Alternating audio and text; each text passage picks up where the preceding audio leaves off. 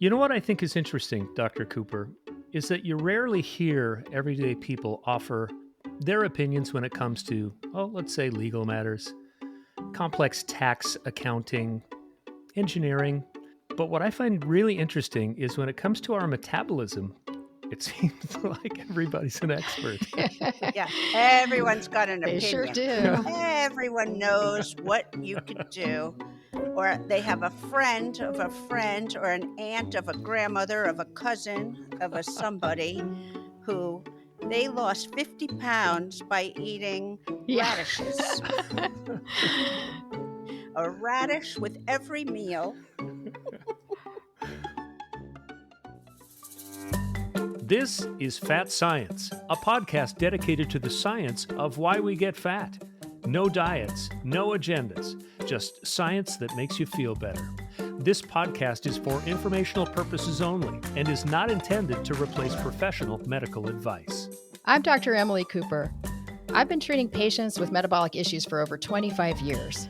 I'm on a mission to raise awareness about metabolic dysfunction and why diets don't work. Hi, I'm Andrea Taylor. I've been fat, very fat, chubby, morbidly obese, and done almost every diet ever invented. They all worked until they didn't. I've known Dr. Cooper forever, but when I became her patient and we learned metabolism was the real problem, wow, everything changed, and I've never been healthier. And I'm Mark Wright. It's time for Fat Science. Wait, does this podcast make me look fat? Welcome to Fat Science. I'm Mark Wright, along with Andrea Taylor and Dr. Emily Cooper. It's great to see you two. Hello. I thought we would start our show today kind of like a PTA meeting. You know how they talk about wins? I think we should go around the table and talk about what's one win that we've had this week. Andrea, do you want to start? This weekend I went to a thing called Cake Picnic, where I went to an event and there were about 300 people who all made cake. And we were all at a park and everyone brought cake and a cake server. And it gave me real faith in humanity because everyone was just so nice. And I've never seen that much cake in my life. I mean, 300 cakes all in a row on tables, fantastic. Some tiny, some big, some really well decorated, some not so well decorated. But it was amazing. And you brought cake and a server, and then you had 4 minutes to take as many slices as you wanted. And it was fantastic. And everyone was nice. Nobody was mean. Everybody was, not to make a pun, everyone was sweet. And it was an amazing event. And that's a win. I would call that a That's win. great. Yeah.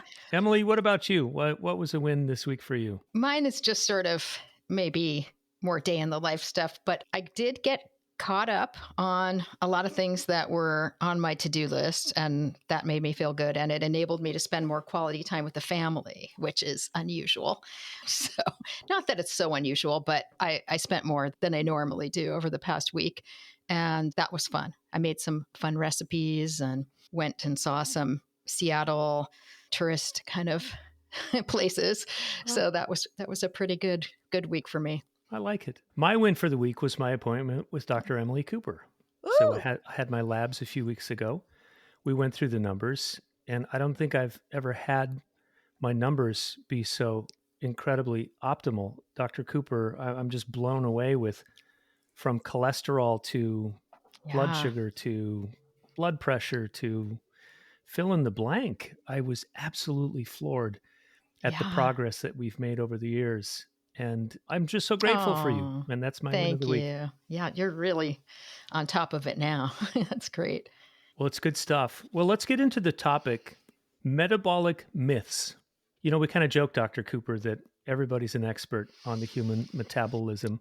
I think this is a really interesting dynamic because I don't know that there's another scientific area that people just start spouting off about, whether it's astronomy or astrophysics, zoology.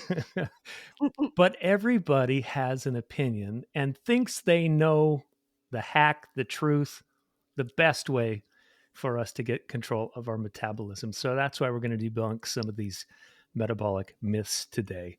What's your reaction, Dr. Cooper, when you start to hear we lay people espousing our knowledge, in quotes, of the human metabolism. Well, a lot of times it's things like your observations or people's observations about their friends, their coworkers, their spouses, different people that they've seen doing these different types of diet fads. And they're kind of wondering if they should also jump onto that diet fad. And I hear that a lot. And so, there's so much wrong with that in the first place because they're getting the information from a single person in their life that's doing something and then assuming that if they do that same thing, they'll have the same results. Well, that alone is just not the way things work. And then often a lot of the information people get is coming from just really non scientific sources, often places that are trying to sell you something. So it's really marketing information. So, a lot of that is a big problem. But I've learned over the years just to kind of try to gently say, well, if you're my patient, this is what I recommend for you. But if I hear people trying to argue with me about these things, I tend to try to just not say much about it because it really hits people in a funny place. You can kind of push buttons here for some reason. It's kind of crazy how invested people are in their theories about metabolism and weight loss. And especially if they themselves are participating in one of these programs. And I don't want to shatter their dreams or anything. So I always advise people try not to say much to people. They're not in a position where they can really hear what you're saying or accept what you're saying if they're in the middle of doing one of these programs and they're on kind of a diet high from it and they feel in control and they feel like, they're very righteous about it. So I just say, keep your distance. And then maybe afterwards, when they start noticing that it's backfiring or it's not really working the way they thought, that's a time when they may be more open to a conversation about metabolism and how it actually works. I think it's interesting because, especially with the carbs or the enemy myth, like you're in a restaurant, the bread basket comes around or whatever, and the people are like, no, we don't want bread. Take it away. It's bad. And bread is bad. And God forbid there's butter on the table. So I have finally gotten to the point in the past few years where I'm like, you know what? That's good for you. You don't have the bread. You will put a little divider line here on the table. I would like that bread. So you put it over here, and you guys over there, you pretend you don't see it then, because I would like that bread and it can stay over here. Because like years ago, I probably would have said, yeah, I guess, all right, we won't have any of the bread on the table. But I really wanted it. And I kind of went along with, well, maybe I shouldn't have any of the bread. I don't know. I guess he's going right on my tush. So, but now I'm like, you know what? No, carbs are not the enemy. I can have it. I love bread and I would like a little bit of it. Let's jump right into that one. Carbs are the enemy. Dr. Cooper, we hear this all the time. You hear people ordering a hamburger and hold the bun. They'll order a wrap and hold the wrap. Let's break down again. We had this discussion before that I thought was really interesting when I asked you, talk about good carbs and bad. And you said, I don't like to talk about them that way. Take it from That's there. true.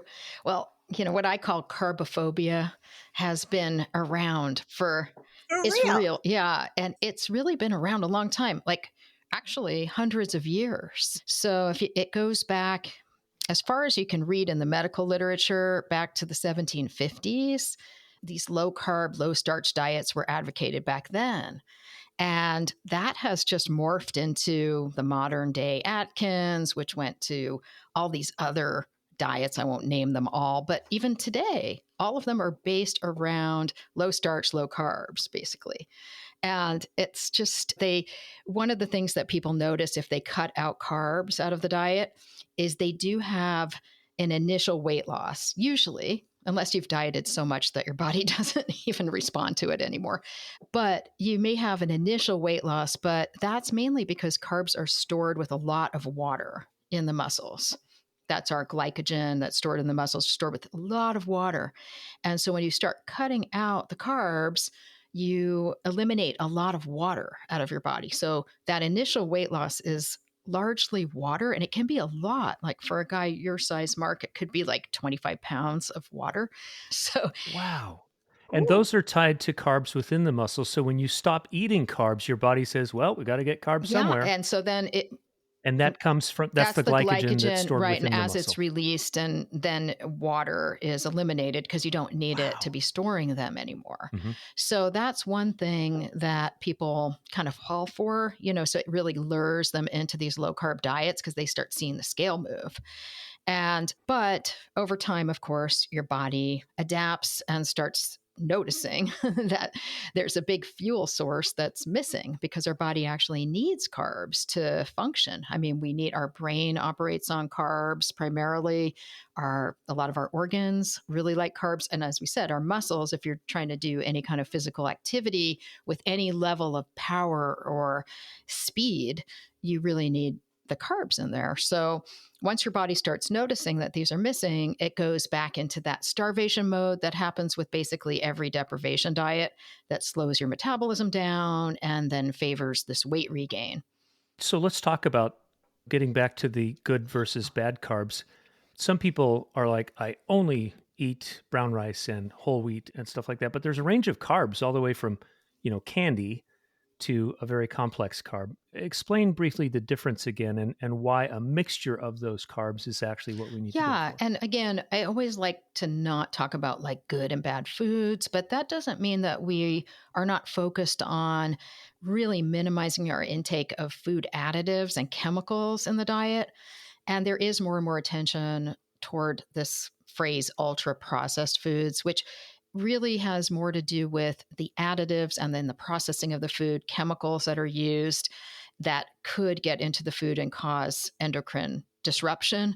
So it even includes like packaging issues and stuff like that. So we're not really talking about the food itself being bad. Like a potato it is not a bad food, even though so many people think, oh my gosh, I would never eat a potato. Or pasta is not a bad food. And so our body likes complex carbs that are high in fiber. But if we get too much fiber, it's first of all hard to digest. The second problem is a lot of our minerals get tied up in the fiber and we don't absorb them as well. If there's too much fiber in our gut, we don't always absorb minerals very well. And so that's one other issue. Also, a lot of fiber can make you feel like full in your stomach, but you may not have actually eaten enough nutrients, consumed enough nutrients. You may be full prematurely because of that fiber content. So that's another issue. So, and also some of these complex carbs, they do burn in your body at a kind of a slower pace, which in some cases is good, but sometimes we also need some quicker acting carbohydrates. And so that's where there's a good place for a mixture of carbs, some coming from a little bit more refined, like sourdough bread or basmati rice or something like that, or potatoes that are quicker acting, corn, things like that, mixed with some of the more complex beans, legumes, whole grains, that burn slower, that are higher fiber content. So a nice mixture is really what makes most people feel good. But I think it's pretty individual. I think people have to kind of see what makes their body feel good and stick to that type of a plan. All right, let's go on to calories in, calories out. Andrea, over the years in your 30 plus diets that you tried since 8 or 9 years old, this is something that almost every doctor told you, right? Oh, yeah. Calories in, calories out. What you eat, you have to lose. You had to make charts. You had to write down everything you eat. You have to have your little notebook with everything that came in. And, you know, it still resonates all these years later. I mean, it's in the back of my head always. Like, what are you eating? How much are you eating? How many calories a day? But I've definitely tamped it down. I don't listen to it all the time, but it definitely nags in the back of my head. Not every day, not all day, but it's in there because I interact with other people who, even though they've heard Oh, right. That doesn't really mean anything anymore. Oh, it's not kind of true anymore. Oh, yeah, they kind of prove that it's not true anymore. Yeah, but how many calories is that Mm. salad? Oh, that's really fattening. Oh, I shouldn't eat Hmm. that. Like, there still are all these shoulds and should nots and yeses and nos. And yeah, we all know that you shouldn't eat 20 donuts a day. That is not a good way to go. But it's not all about calories. It's all about balance, like what Dr. Cooper was just saying.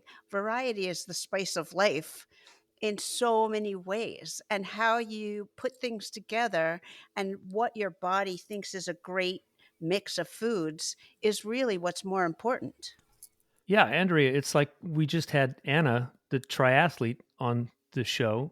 She was training 20 hours a week, eating 1,200 calories a day, and she gained 60 pounds. Right, and then she lowered it to 900 calories a day, and she was still gaining weight. Isn't I that mean, crazy? the whole world isn't about lowering your calorie intake and Yeah. upping your exercise.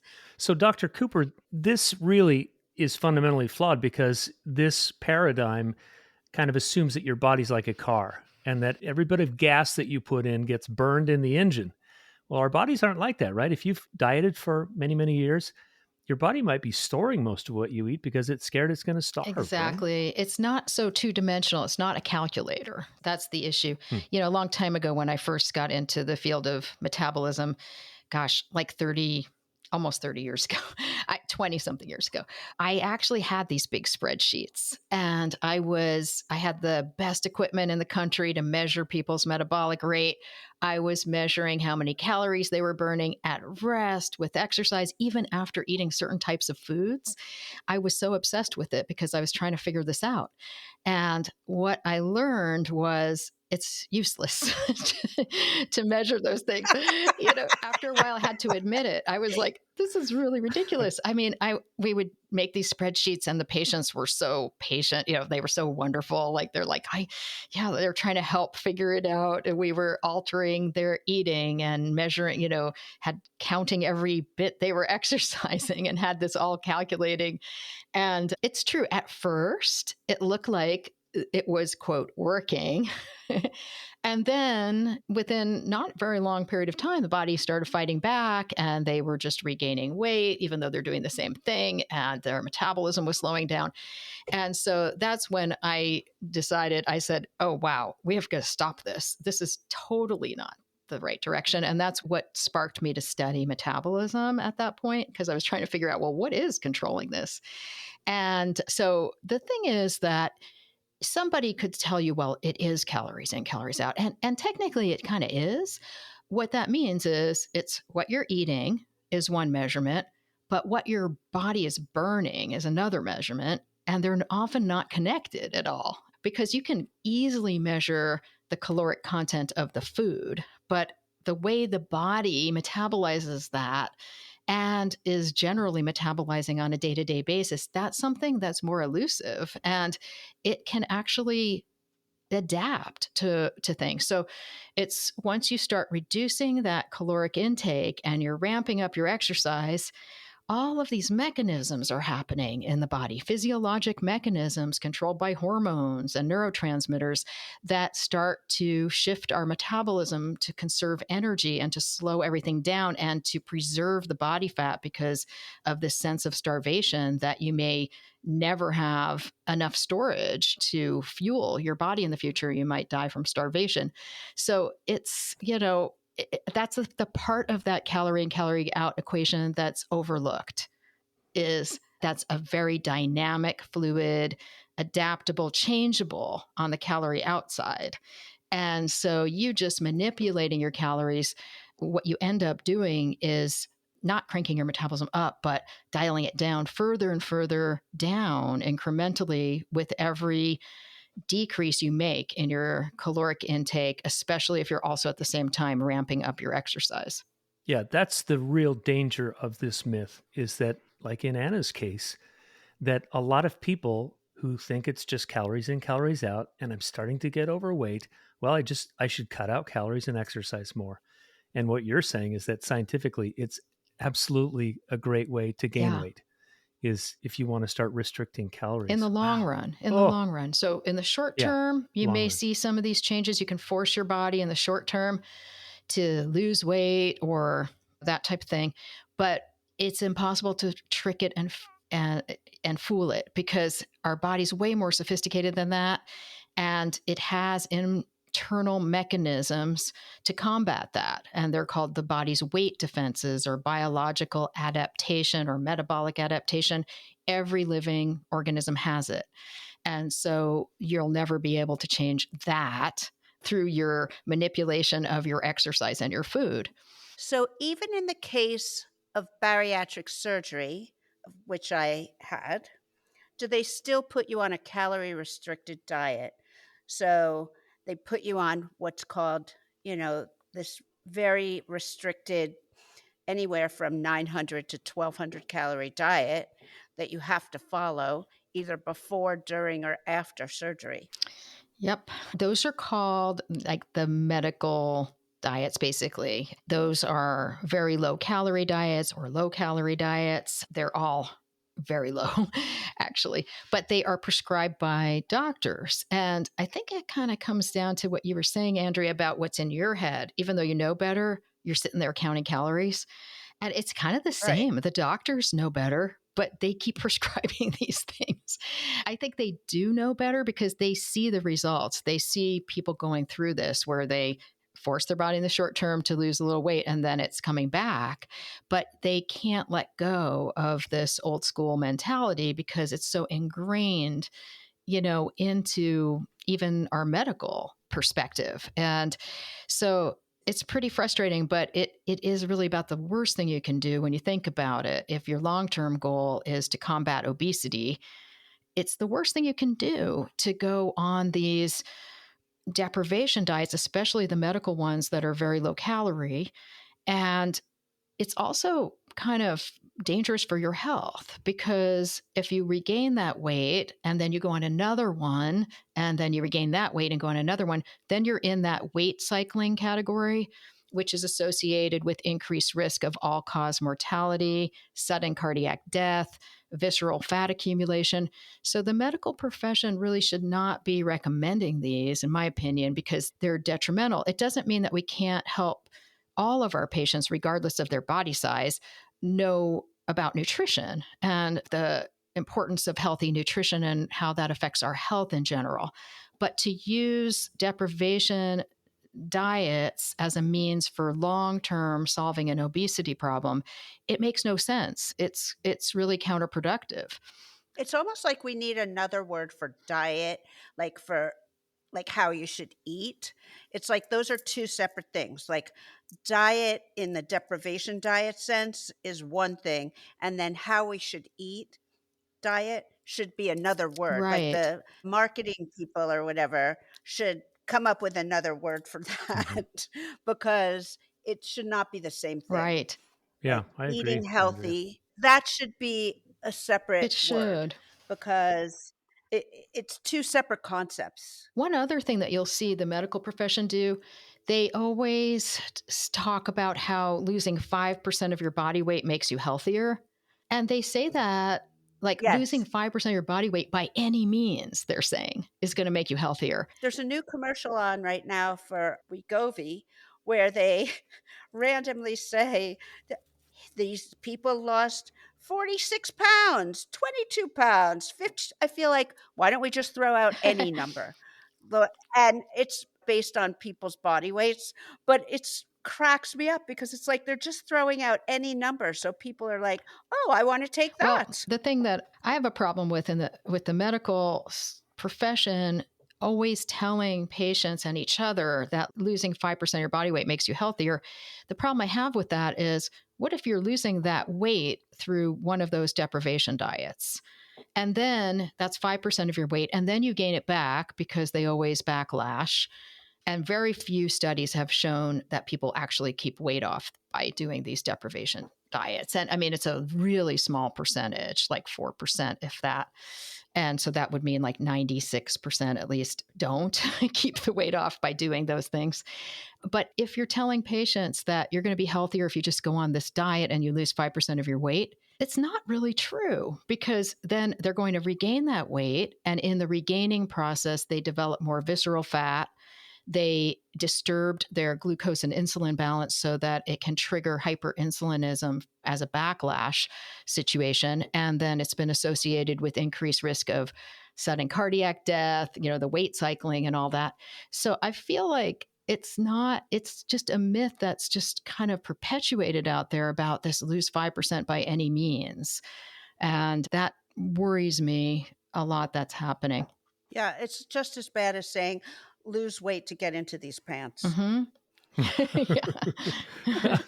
I love it. It's the same thing. It's the same Same thing. thing. It's just as There's bad. going to be a backlash, and you're not going to like Yeah, it. yeah. You're gonna have to return the pants. We have a couple more myths to get to in not a lot of time, but let's hit Okay. this one.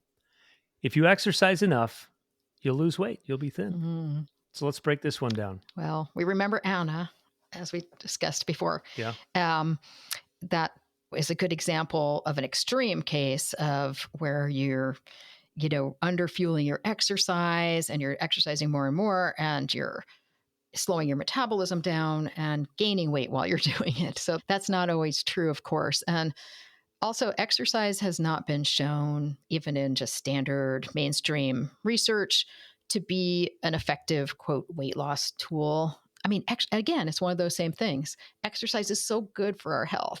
There's so many beneficial things that exercise brings to our health, from cancer prevention to heart disease prevention, lower blood pressure, lower LDL. I mean, our immune system, our brain function. It's just such a good thing to incorporate exercise in our lives. But as a means of weight loss or weight regulation, long-term weight regulation in someone with weight challenges, it's not been shown to be effective. And we've talked a lot about fueling your exercise. So here's to those of you who love to exercise, Dr. Cooper, tell that person how vitally important it is to fuel and when we should fuel. Yeah, it's so important. And studies have shown that buffering your workout with fuel, as far as the timing of consuming fuel and your exercise expenditure being closely in proximity time wise, that is what leads to the lowest kind of body fat percentages and the highest metabolic rates and improved weight regulation. Versus if, say, you wake up in the morning, you haven't eaten, then you're running out the door and you're doing some workout. And then you come home and then you're starting to think about what to have for breakfast. And so that you're counting, like, this has been since the night before that you actually ate anything. And so now you've put yourself in a mode where your metabolism is already slowing down to try to protect you from starvation, because you were already running out of food, and then you went and exercised to spend more energy. So it's trying to kind of make up for that. And so at that point, even if you ate the same amount of food throughout the day, but you spaced it too far away from your exercise, studies show that the metabolism slows, the body fat percent increases. And it's just due to metabolic dysregulation that's trying to protect you from starvation. So ideally, I always like our patients, just because our patients are metabolically challenged. It may be different for someone who's not had a metabolic problem, but our patients are typically metabolically challenged. So we like to have them fuel at least twice during the day before they do their exercise, if possible, just to make sure that they're not going into the exercise in that deprivation mode. And then after exercise, just continue to get a post workout snack or a meal in. And it depends on the duration of the exercise. I mean, the longer the exercise is, the more you have to really think about this. You've got to get enough pre workout fuel, during workout, post workout fuel. If it's a longer workout, like say an hour or more, you've got to start really thinking about that. If it's something that's like, half hour or less, or it's not that intense and it's like 30, 40 minutes, maybe you could just eat more during that day, and just keep your normal patterns and make sure you don't have any gaps in there, and make sure that you don't go into the exercise without enough fuel. Because the problem is, if you do underfuel the exercise or go into it when it's been a long time since you've eaten, just the metabolism will slow down afterwards. So people think that the exercise is going to speed their metabolism up, but that's only if you're fueled. Like otherwise, it will actually slow it down afterwards because it's trying to make up for that sense of starvation and not let you burn that fuel. I think so many people exercise first thing in the morning with no Hmm. fuel. I really think that that is more common than not. Hmm. I agree. I have a lot of friends who Yeah. do And that. I know a lot of people that purposely do that. Like they kind of think it's going to make their metabolism better to do that or to Yeah, deprive themselves of carbohydrates and exercise at the same time. They think that's going to somehow, like you said, Andrea, jumpstart their metabolism, which is kind of right. the opposite of what it does. It kind of like sticks it in the mud instead of jumpstarting it. Yeah, That's what's so interesting about the metabolism is that when you eat food, it's converted into a whole bunch of different things in the Hmm. body that can be drawn on at different times depending on what your body needs and how much food it's getting and how much activity you're doing. So, what an amazingly complex. We have this machinistic, if that's a word, view of the human body Yeah, like there's the fuel tank and the right. fuel and that's how it works, but oh my goodness, it's It's complicated. amazing. But one thing to keep in mind to not get too overwhelmed about it is if you just apply logic and common sense to all of these topics, you can find the answer. Like if you just that is just really what we're missing, I think, in a lot of areas of life. But what would be the logical thing that your body would do if you starve it? It will try to conserve energy. And just common sense and logic can take you really far when you're trying to understand how the metabolism works or predict what it would do in different situations. Okay, let's talk about this one. Everyone has an opinion, and everyone thinks that their metabolism advice is the same for everyone. So, we've talked about it, of course, with each other and with you've talked about it obviously with all your patients, but everyone's metabolism isn't the same, which is why this is such a complicated issue. Let's talk about that Yeah, one. it's so true because so much of our metabolism is inherited and then influenced by our environment. And but even in the same families, we see so many different things going on. So no two Right. people are going to be identical. And to me, it just seems so interesting that people are telling other people how they should eat and commenting on other people's food and commenting on other people's bodies. And I mean, it's just is so strange. So I feel like people do need to have some kind of comeback that they're going to say to someone if they start to make these comments like you should do this and Andrea, do you have any Andrea, because at the suggestions? holidays and everything else. I always say, "Would you like to see a nutritionist? I have a really good number." Um, Well, and I think also parents need to be concerned about it if outsiders start commenting, you should have your child do this or just all of these comments, even if it's well meaning grandparents or whoever making comments, I feel like we need to protect ourselves and protect those around us from other people commenting and giving this kind of advice.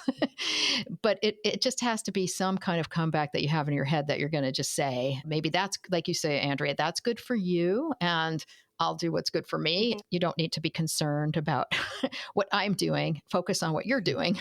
So that Sometimes I'll say, "It's really funny that you say that, but science has proven hundreds of like 100 years ago that that wasn't and true." then the It's really argument comes. interesting. No, I just say it's funny. You can't really argue with science. I know it would be interesting to argue with it, but it's Hmm. crazy that you can't. If you want me to send you some stuff, I will. I used to think the same Hmm. way. Hmm. Yeah. I And always try and put myself in the idiot position Right. too. You know, I like sometimes I'll say, I used to be so dumb about that too. It's crazy. and I think but what Dr. Cooper, what you said in the beginning is that some people aren't in the headspace to be able to Right. hear. And I Yeah. remember my dad had some amazing kind of like one-liner Mm. wisdoms that he would share. And he said, if somebody's like really trying to shove something down your throat, he said, you can just kind of shrug your shoulders and say, you may be right. Yeah. Right. Uh huh. And that implies you may be wrong. Right. Yes. But I ain't going to argue with you. Yeah, I think it's true. I mean, as I said, it's a real hot button issue. And this is the whole reason that I contacted Andrea years ago, because every time I would try to Hmm. talk about it or talk about the science, against all the myths out there, I was getting just really pushing people's buttons without trying to. And I didn't mean to. And Hmm. people were getting angry, and it was just a very negative experience. And so I called Andrea Right. for help because Andrea is so great at messaging. And that's Hmm. when Andrea told me, no one wants to hear an Right. angry We would doctor. s oh, we would say contrary to Yes. popular Yes. opinion or contrary to Yeah. You have to popular kind what's of, out there in the popular culture, or we would say, "It's crazy to think that right. way, but" Well, and it's important, I think, because as Andrea taught me, everybody's coming at it from their own personal perspective. And you can't just assume that everyone knows, should know better, because the science right, isn't getting because out they there. don't. It's not been getting out there. And not everybody reads scientific journals for fun That's true. like you do, Dr. No. Cooper. It's like, and you know what? A study is, I mean, there are all kinds of studies. Some studies are Yes, crappy, and other studies are really scientifically valid. absolutely. And it takes a medical professional to really recognize the difference Hmm. about that. Right. But I think when you say to people, it's funny, like, I know that's what's going on, like, that's what everyone thinks, but here's what's going on in the science world. So it's really Hmm. amazing. Like, if you present it to them as a way of like, here's what's going on in science. This is Yeah. what's really amazing. And I think that's why we call it this whole thing fat science, because when you present some things as actual scientific facts, sometimes, not always, but sometimes people go, "Oh, that's a little more interesting than just an opinion." Yeah, and Yeah. we Yeah. haven't had Touche. we haven't been posting, all of the research behind what we say. But if anyone of our listeners out there would like more links to any kind of research and any topics, just sending us a message. We'll definitely post some more. So to wrap all this up, I love how when you get a tough question, Dr. Cooper, now I hear you often say, well, here's what we tell our patients. Yes. And I really think that's a really great way to say it because you're about science and you're about helping people and you're not about pushing any agenda for Pete's No. sake, which is what some people think we're trying to do. This is just all about trying to get the science out there. Hmm. So, well, this has been really interesting. I think we hit a lot of the big myths when it comes to metabolism. So, I just encourage everybody out there, like Dr. Cooper said, just use some common sense, have fun with food, be good to yourself and be good to your body. So, this has been another edition of Fat Science. No diets, no agendas, just science that makes you feel better. I'm Mark Wright. Thanks for listening to Fat Science with Dr. Emily Cooper, a Work P2P production. New episodes drop every Monday. If you've enjoyed the conversation, subscribe, rate, and review this podcast. This production is for informational purposes only and is not intended to replace professional medical advice. Join us next week for another episode dedicated to the science of why we get fat. No diets, no agendas, just science that makes you feel better.